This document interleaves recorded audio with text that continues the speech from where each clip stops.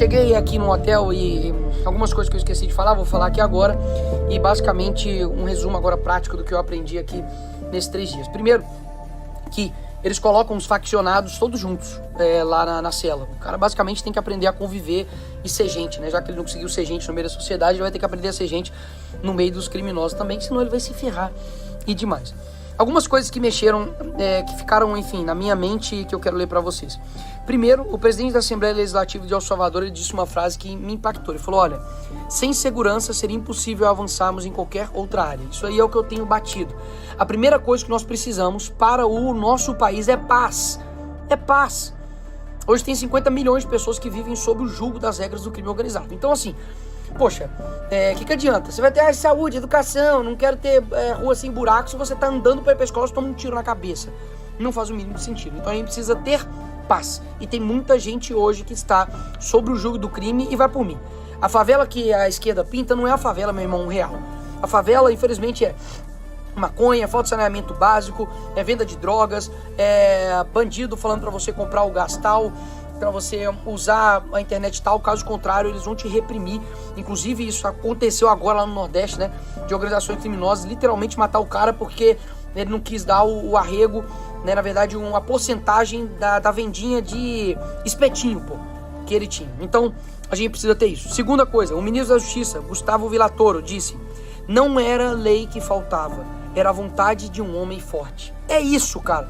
É você entender que em El Salvador, mesmo que foi um país menor, eles também têm recursos menores. O Brasil é grande e tem grandes recursos. Então o que precisa não é mais lei. Não, Nicolas, o que é seu projeto de lei para poder mudar? Amigo, o que a gente precisa não é de mais lei.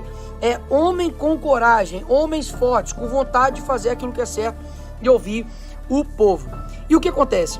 Eles tiveram medidas para poder de fato alterar toda a realidade, não foi de um dia para o outro. Primeira medida, plano de controle territorial. Então no Brasil nós temos uma extensão gigantesca, por exemplo do Rio de Janeiro, que tem o controle territorial feito pelas facções. Isso obviamente precisam acabar.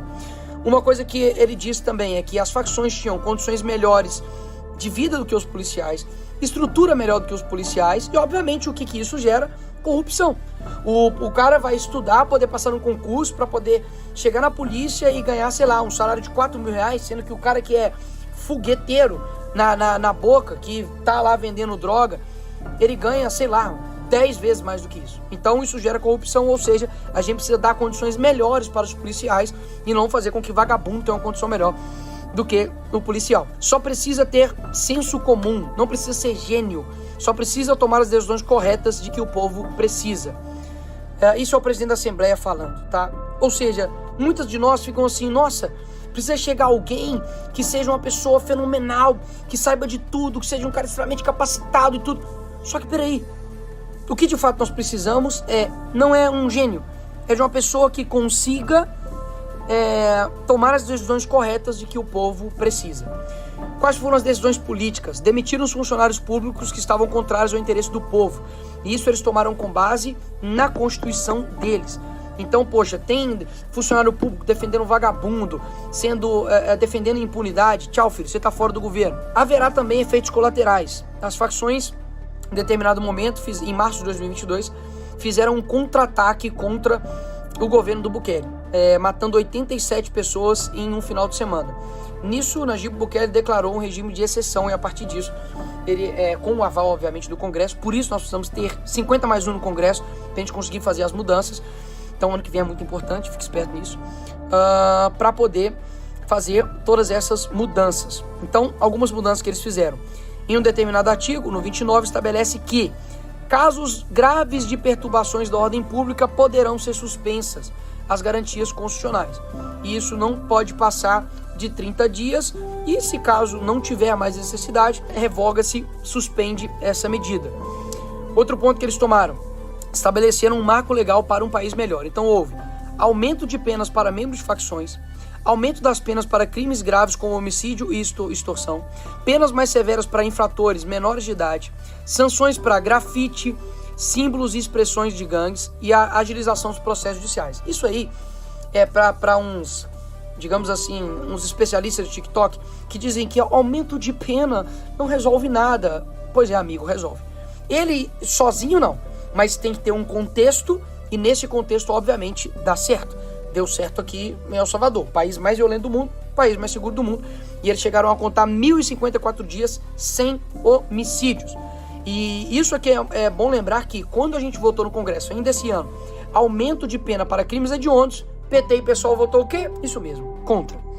Eles fizeram uma outra lei muito interessante, que é Lei de Recompensa e Eliminação da Impunidade de Atos de Terrorismo, para conceder incentivos para aqueles que fornecem informações para poder capturar integrantes de facção, de gangue. Então, essa pessoa, ela toma uma recompensa por isso.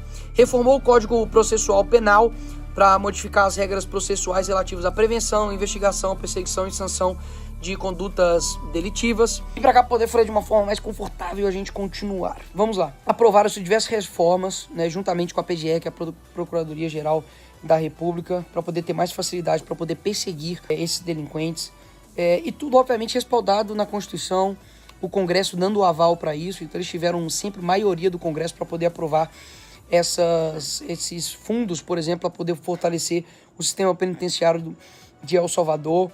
Acabaram, inclusive, com a prescrição do crime de corrupção. Foram 90 mil presos e capturados, e como eu disse, não foi 1.054 não, 1.059 dias sem homicídios.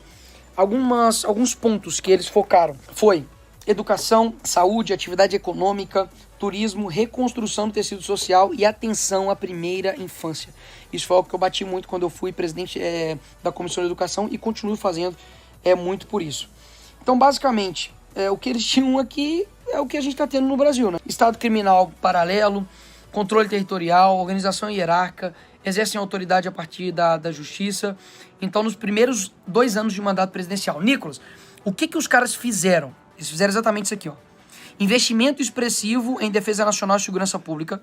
Se eu não estou enganado, mas acho que no ano 2022, 2023, o Lula só usou 10% do Fundo Nacional de Segurança. Então, mostra que aonde está, né, o investimento em segurança no nosso país. Segundo ponto que eles fizeram, os primeiros 2 anos de mandato. Aumento do efetivo do Exército e polícias do Estado. Construções de presídio de segurança máxima, que foi o que eu visitei, é um dos maiores presídios do mundo e o maior presídio de segurança máxima da América Latina. E reformas na legislação penal. Nos últimos 2 anos, ou seja, garantia da lei e da ordem, intervenções federais na segurança pública com operações de grande complexidade, encarceramento em massa de todos relacionados com facções e milícias, presença contínua das forças de segurança nas cidades. Então isso aqui basicamente, digamos assim, foi a fórmula que eles fizeram. E tudo que a gente foi conversando aqui, eu não consegui filmar muitos cidadãos falando, porque muitos, enfim, tem um pouco de vergonha e tal, mas todos, né, Fabrício? Todos que a gente chegava e perguntava, falava, cara, era outro país. Eu tinha que pagar pra poder sair, minha vida tá muito melhor. Meu irmão foi morto, não sei o que foi morto, hoje eu posso andar de noite, de madrugada. Ontem mesmo, a gente tava praticamente de madrugada na rua e tinha adolescente andando com um cachorro, um caramelo, inclusive, na rua. Então, a vida das pessoas realmente mudou e muito. Então, assim, eu acho que eu precisava vir pra cá mesmo, pra poder ver que é possível. E claro, é com sacrifício, é com luta, a gente tá no momento de lutar.